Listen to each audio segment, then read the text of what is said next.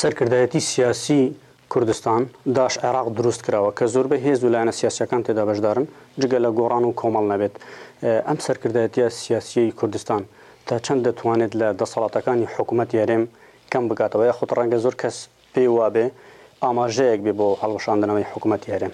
حکوومەتی هەرێم لە زادەی هەڵبژاردنێکی دیموکراسیانەی پەرلەمانی کوردستان بووە و بەشی زۆری ئەو لایەنە سیاسانەی کە لە ناو ئەو پێکهاتە تازەیە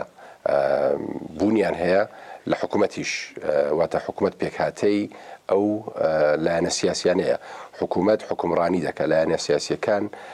لە ڕووی استراتیژیت و سیاستەوە کار دەکەن و کۆدەنجیەکی سیاسی لە ناو لایەنە سیاسیەکان لە کوردستان لەو قۆناغا هەستیارێک کە ئێستا کوردستان پێی تێپەڕ دەبێتن بۆ مەبەستە دروست بووە ئەگەرنا ئەو ئەنجومەنە سیاسیە بەدیلی حکومداری هەڵبژێردرا و یاخود پەرلەمان نییە بە قەراری قەتعیەوە. حکوومەتی هەرێم ڕێگە دەدات حکوومەتی عێراقی موچەی فەرمانبەرانی هەرێمی کوردستان بنێرێتن چونکە وەک خۆیان دەڵێن وەک عابادیش وتوێتی فشار و هەڕەشەکانیان ڕەنگە زیاتر بۆ سەر کار بەدەستانە نەک خەڵکی هەرێمی کوردستان وەک خۆی دەڵێ خەڵکی هەرێمی کوردستان برسی ناکات. وەگەبێ سەر ئەو دانوستاندنەی کاتی کە بەڕێز عەبادی هاتە سەر حکم لە 2014 حکوومەتی هەرێمی کوردستان پشتگیری دکتۆر عەبادی کرد و یەکسەر کەتینە دانوستاندنەوەی کە فۆرمولێکی باش بتوانین بدۆزینەوە بە مەبەستی چارەسەرکردنی ئەو گرفتانەی. ئەوە بوو لە مانجی 12 2014 ڕێکەوتنێک لە نێوان هەولێر و بەغدا هەبوو کە هەموو بەرهەمهێنانی نەفتی هەرێمی کوردستان ڕادستی بەغدا بکرێ بەرامبەر ئەوە بەغدا بودجەی هەرێمی کوردستان بداتن. لە مانجی 1 و 2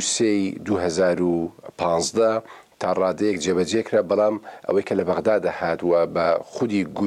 گفتەی بەڕێز عەبادی کە لە بەغدا بووین گوتی لە باشترین حالەت ئەوان ناتوانن لە 400 تا 450 میلیۆن دلار زیاتر بدەنە هەرێمی کوردستان لە کاتێکدا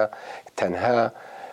بودجەی پێویست لە بۆ موچەخۆرانی هەرێمی کوردستان نزیک 700 میلیۆن دلارە لە مانجێکدا و ئیزافەتەن لەسەر بودجەی تەشغیلی و پرۆژەکان خۆی لە نزیک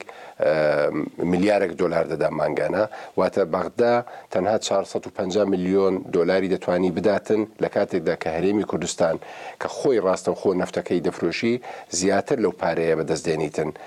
نزیک 500 تا 600 میلیۆن دلار دەتوانی بەدەستبێنی و ئیزافەتەن لەسەر داهاتی ناوخۆش.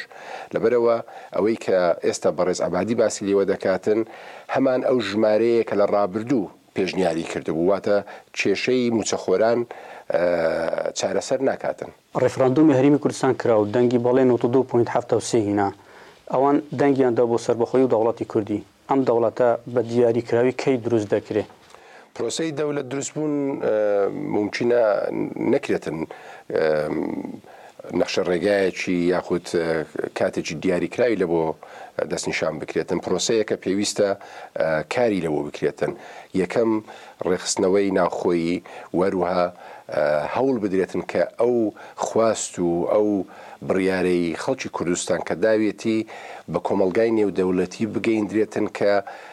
قەناعەتیان پێ هەبی و وردە وردە پاڵپشتی لە بۆ دروست بیتن.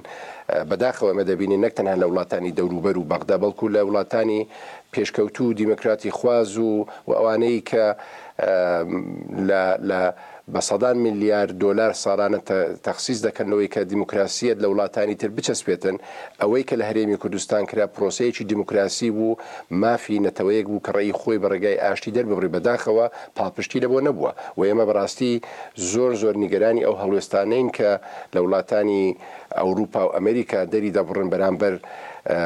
بە یاسا نەبوون و یاخود بە هەندوەرنەگرتنی ئەو پرۆسەیە.